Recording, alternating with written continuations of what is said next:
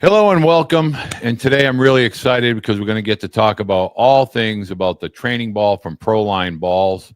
You know, when major league hitters or professional hitters are looking for kind of a instruction and a little bit of a training atmosphere routine, they generally go to the best instructors in the country. And today we're going to be talking with one of those, works with Alec Bohm from the Phillies, and obviously a guy that you may have heard of in Kansas City, Bobby Witt Jr., but hitting coach extraordinaire to the stars at Major League Baseball, Jeremy Eisenhower. Jeremy, thank you so much for taking the time to join us today.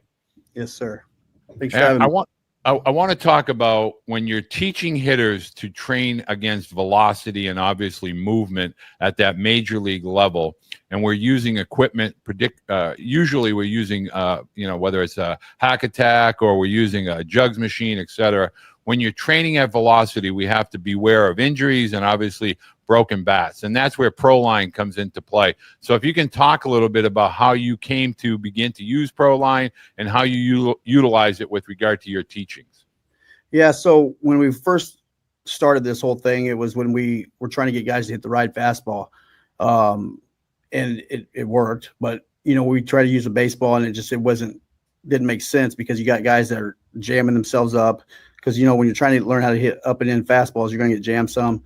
So you had to worry about ham 8 bones getting broke. You had to worry about bats getting broke, shins getting hit, all these different things. Or, a ball just flying up and hitting a hitter.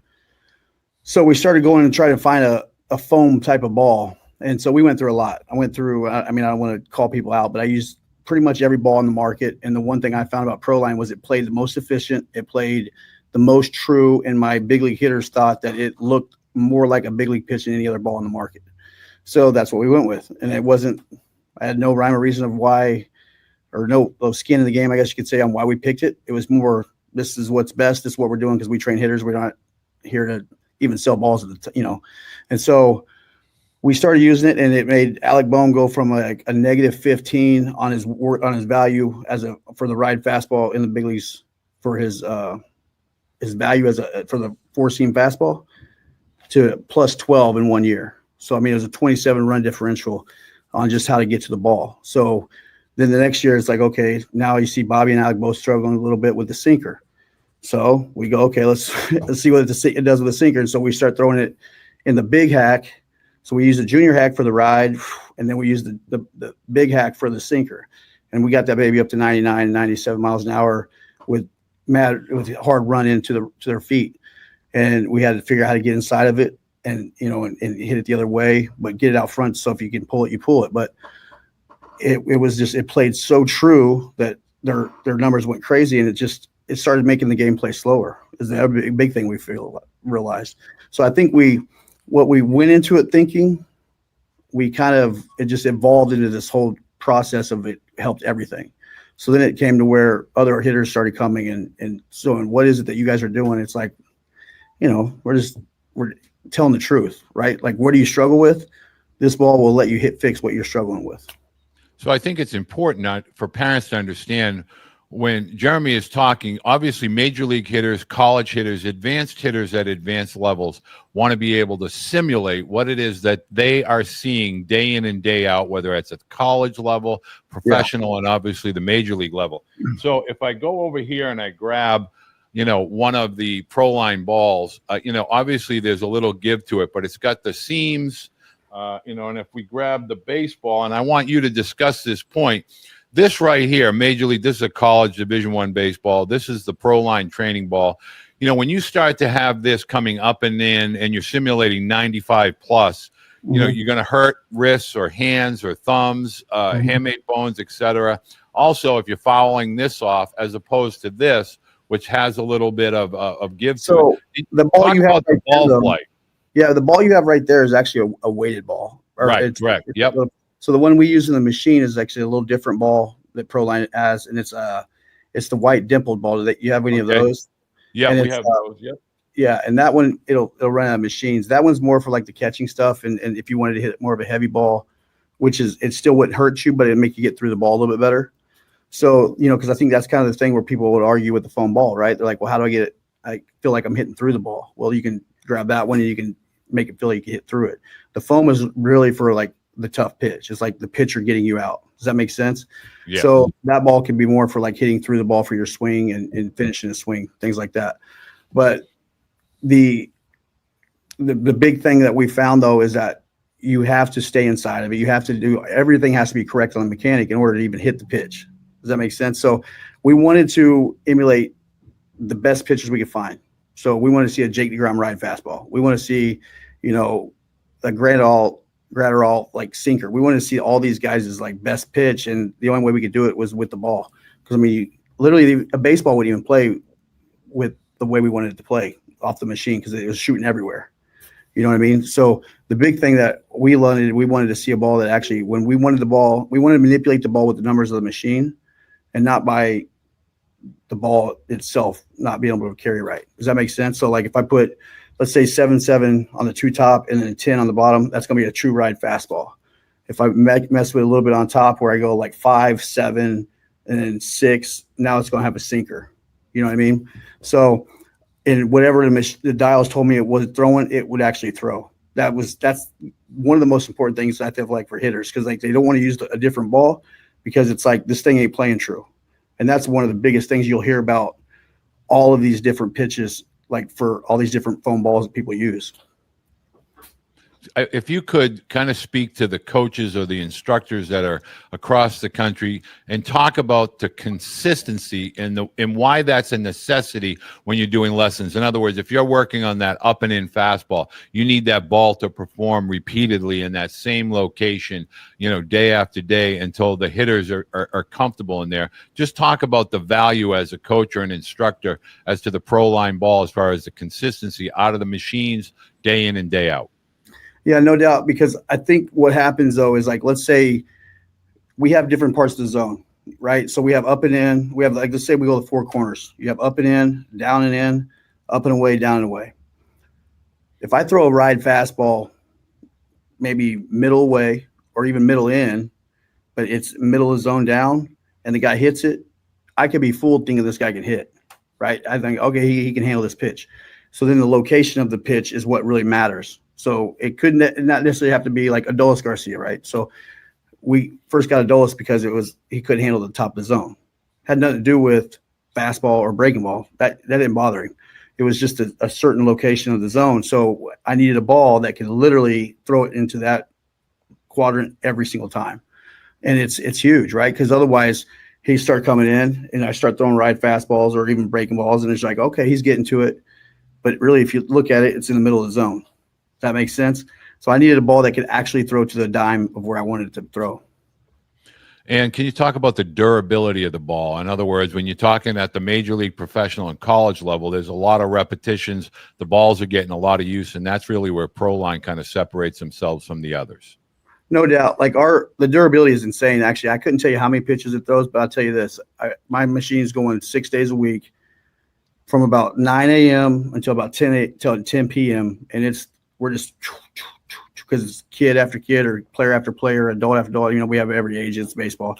So it's like everybody's using it, and it's, thousands of pitches a week, and I'll have to get new balls probably every 4 months, probably 3 to 4 months. And that's because I use them every day for 10 straight hours. we were talking about this the other day. I said, if it was just a normal person, you could probably buy one. The first time you buy them, you might not ever have to buy them again. Right. You know what I mean? So I would love for you to discuss. I know a lot of parents and a lot of coaches are going to ask this question, so I'd like to get ahead of it. Major league hitters, professional hitters, they're using wood. The college or the high school athletes, they're using aluminum. Do you use the balls with both the wood bats as well as the aluminum? Do they perform off of both? We hit everything. I have a hammer. I have a guy who uses a hammer with one knee on a medicine ball. And Bobby just did it. It's like he has one knee on his medicine ball, on his back knee. He's got his bottom hand with a hammer I bought from Lowe's. It's like, and so he has to literally hit it with the bottom hand as it's coming by him. So we hit baseballs, bats. We hit like wood bats, aluminum bats, broomsticks. We've hit. It don't matter. And that's the good thing about it. You can hit anything with it, and it's lasting. So now parents and coaches are going to want to ask, they want me to ask this question. Hitters today, they do a lot of tee work, soft toss work, but they don't train enough at velocity. And obviously you're working with elite major league hitters that are focused in the offseason primarily on their weaknesses. And so if you could speak to the coaches and the younger athletes about wanting to work their weaknesses, but against moving baseballs and the benefit that that will provide them as So we have a thinking process that a lot of people are scared of the truth, right? Like people are scared to tell the truth because they're scared to make outs. They're scared to be uncomfortable. They're scared of all this stuff. The majority of your at-bats at the highest level, and it don't matter. It gets like 10 years old when you're facing the highest level of major pitchers at 10 years old. That's uncomfortable because the kids are bigger, stronger, they're throwing hard, and so you need to focus on being in an uncomfortable environment to train, to make it very comfortable in a game.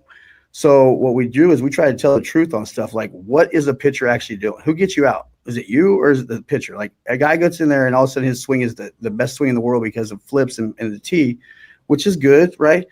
But I don't even use a tee. We don't do flips because nobody throws it underhanded to you. Like we might be like Junior. We just talked about that actually. Junior does some soft toss to the side just to get like maybe loose, and then it's straight velocity. Alec don't even like Alec started third base in the All-Star game. The guy he won't see nothing but velocity. He don't want flips. He don't want none of that. Like guys don't hit that. Bregman a couple years ago, he was in here and it was like Breg's only wanted velocity, and it's like the ball is something that you can feel comfortable with. So you play fast. Like you should be waking up hitting heaters. I mean, if you can control the heater, you can control the ball. And that's what it comes down to. Like if you can control the velocity of the fastest fastball, your positioning is good, or you can hit all four quadrants in one move, you're going to be able to wait on pitches to develop and shapes to develop. Because what happens, though, is this. Like here's what we realized. And this is what we had to realize with MJ Melendez, right? So he had such a big move that, let's say, AAA pitching, the break is, because this is true, it's 22 to 17 feet away. So 17 to 22 feet away, it's coming. Then all of a sudden, here comes the breaking ball. Here comes the sinker. Here comes the ride or whatever. In the big leagues is 12 to 14 feet. So, you think about Little League, or like, I guess, they get mad if you call it Little League now because it's all travel ball, right? But like 11-year-old major or 12-year-old major. The mounds are like these far apart. So it's like the kids are like, so the break is really close to you. If you're playing the town ball, that's like the break's further away. It's like a cement mixer, right? So what we have to have is we got to be able to train fast so we can understand how to get in the position to where we can control the zone longer so that we're in position for that second break. Because most guys aren't in control for the second break. Does that make sense? So if you're training slow, there's no way you can like adapt when the ball breaks 12 feet from home plate. And the only way to do it is by training fast. So explain to coaches and parents about the lanes. In other words, the fastball has that singular lane that it's the express lane. And then that slide piece that comes off that fastball is probably coming in that second lane, but it's breaking, as you alluded to, that 12, 14 feet away. And you have to really stay patient. And then when that begins to peel off, you need to be able to take that backside. But talk about the lanes as far as preparing when you're training velocity out of the machine. Yeah. So, I mean, I think the lanes could be determined basically different hitter to hitter, right? Like, so how fast you could recognize something. Like, let's say we have a 17-inch plate, because we do. Let's say we give the black edges to the pitcher. So now we're going to cut this thing down to about 16 inches. So we can I got to try to play in 4 lanes. So it's like 1, 2, 3, 4. So 4-inch lanes. Some guys can cut it in half. Some guys can go 16 inches. I don't care. I mean, it depends how precise you want to be to where the ball wants to go. So what happens, though, is when a pitch comes, like you have a ride fastball, it looks like here, and then all of a sudden about 12, 15 feet away, it goes, it just jumps up, and everybody's like, man, that ball went up. You're like, it didn't really go up. It just didn't come down. Then you have like the zero fastball, which keeps going on the same plane that it started on. And then you have like a sinker that'll go from the middle, and it can come to whichever lane you're looking. So what we do is we try to take the lanes from the plate. So you have the sections of the plate and take that in reference to the field, right? So if you go inside lane, you have left field line, maybe to left field, or I don't like to use lines, but let's say we go left fielder to left field gap. and then you go in the middle lane, you go left field gap to center field, then you go center field to right field gap, then right field gap to right fielder. Does that make sense? So we can stay inside those and not try to playing the lines is dangerous. But then when you're thinking about a ball, it's going to move from one lane to the next lane. Most guys train so slow that they're so used to being able to do this. The next thing you know, the ball moves lanes and now you're out of position to hit because your scaps and everything are completely out of position. So then when you go to swing, you're pulling off everything, but it's really just because you're lined up wrong, right? So because you didn't actually hold positioning. So the velocity tree teaches you how to hold positioning. It teaches you how to like hold direction, turn into the plate, not away from the plate, all these different things. And the only way I figured out how to do it is by, unless you want to break something, is by using the foam ball. It's just the safest route. Well, I want you to kind of end on this note, because when you're talking about major league hitters, you know, they are working on really finite areas of their game. You know, they're not working big things, they're working little things, and they're making adjustments all off season. So with regard to the pro line ball, let's say a parent doesn't have a machine, or they don't have access to the Hack Attack, the Junior, the Big Boy, or the Jugs, or anything like that. What are some of the drills that you can use, maybe some of the weighted balls or the heavier balls, to not only get to, but to stay through contact? I had Blake Mitchell with the Royals yesterday hit a medicine ball.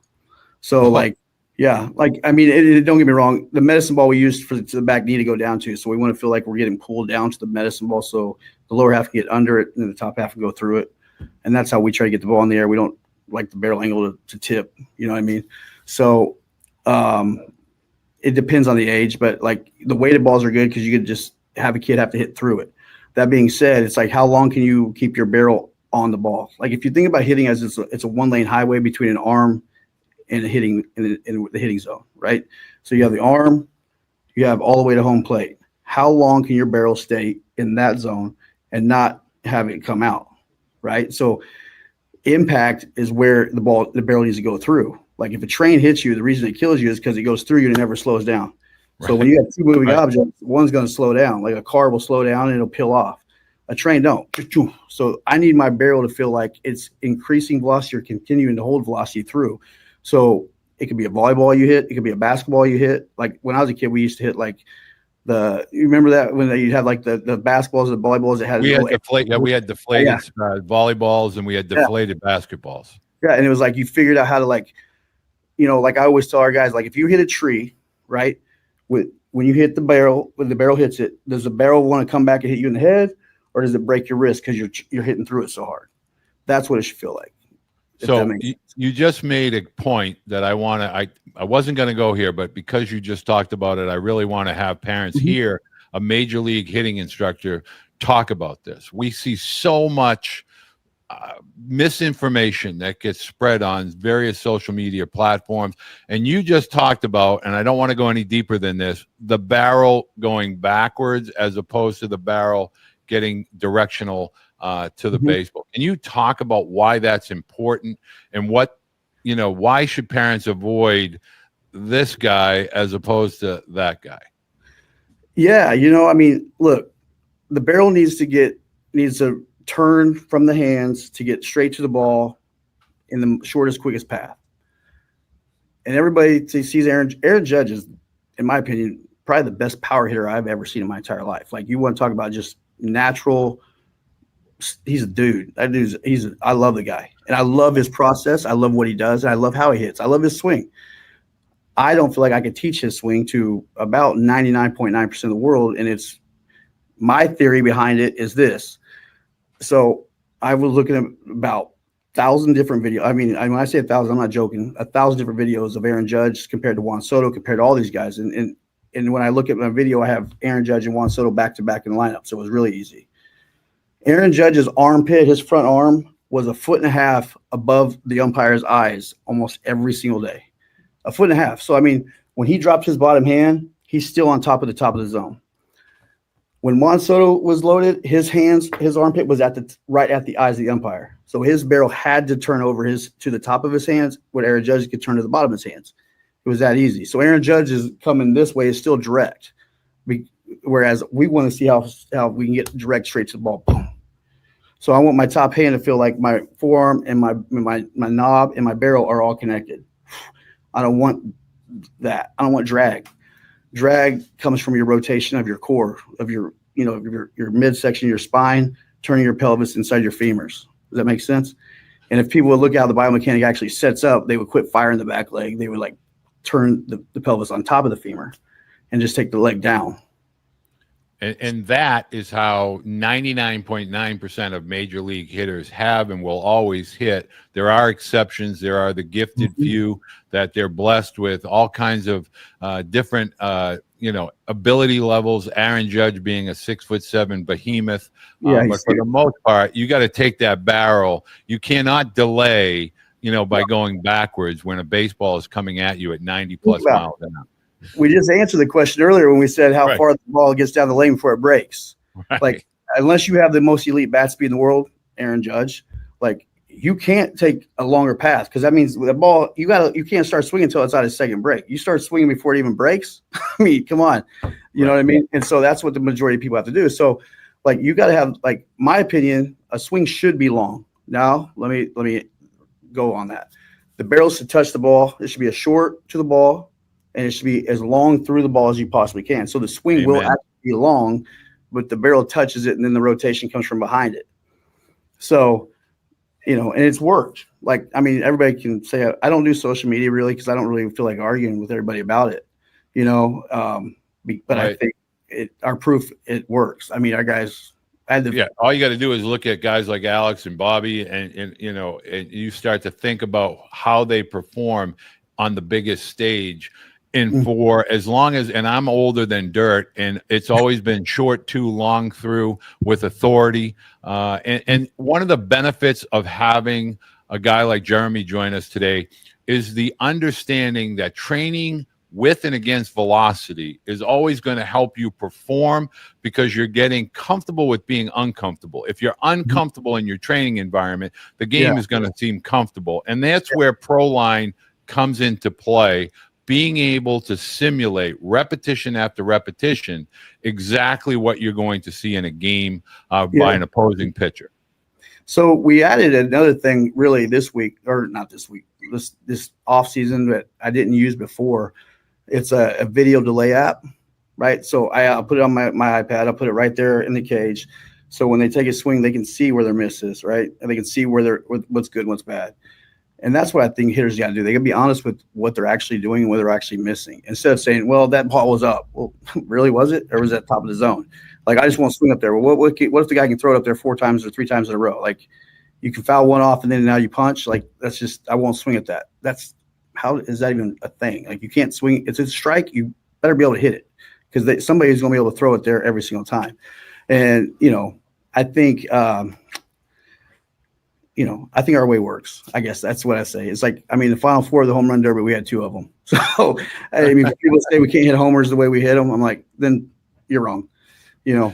Well, I think the big thing is the truth is in the final numbers. And so year after year, at the end of every season, you can tell what's working and what's not working. And if a guy like Bobby Witt Jr., I know Melendez, I know his dad really well. If those are guys working with Jeremy and they're working with the ProLine ball, there's a reason why they're working with Jeremy and why they're working with the ProLine ball. It's consistency. It's the ability to get better. And that's all that matters in your training equipment. But Jeremy, I want to say thank you for taking the time. I know you're busy this time of year, but I really appreciate you taking the time. But you don't have any social media that you interact with parents or coaches? Really. I mean, I was thinking about getting it, but I just haven't pulled the trigger on that yet. All right. Well, we'll have a description and access via ProLine balls. Everything to do with the ProLine ball, all their bands, all their balls will all be linked in the description in both the podcast as well as this YouTube video. Thank you very much, Jeremy. Thank you.